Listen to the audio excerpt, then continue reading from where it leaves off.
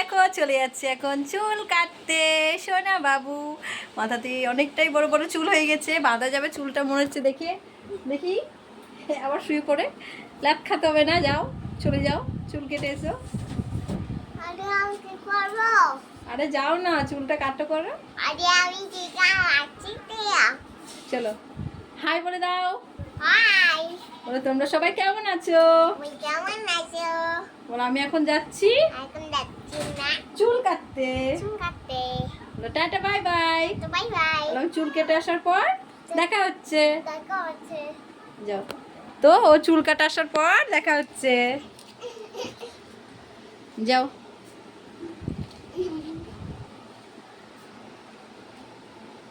বাবু, তোমার পিছনে চুলটা দেখি দাও। বাবুর না পিছনে একটু চৈতন্য চৈতন্য ভাব আছে, বাবু দেখি দাও। মানে বৈষ্ণব বৈষ্ণব, ওইদিকে ঘোরো, ফেরো ফেরো, ওইদিকে দেখো, ফেরো। এই যে এই জায়গাটা ওর বৈষ্ণব বৈষ্ণব ভাব আছে, এই যে, তাই না? তো টাটা বাই বাই, যাও বাবু তুমি চুল কেটে আসো। এবার বাবা রেডি হয়ে গেছে, যাও চুল কেটে যাও যাও, টাটা বাই বাই।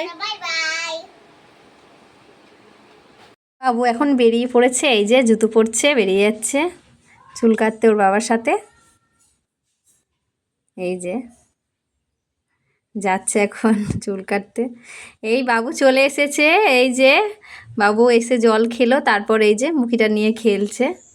আমি বলছি এবার স্নান করে নাও, পুরো মাথাটা পুরো ফাঁকা ফাঁকা হয়ে গেছে, চুল কাটা হয়ে গেছে। আমি বলছি এবার স্নান করে নাও গা, মাথা ফাঁকা ফাঁকা, চুল নেই, কেমন একটা লোক। চুল নেই, হ্যাঁ চুল নেই, দেখতেই পাচ্ছ রিতমের চুল নেই।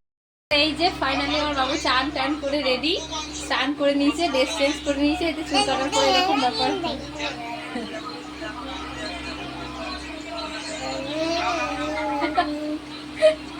তোর তো পুরো নাচে নাচো, ওর মাথাতে চুল নেই।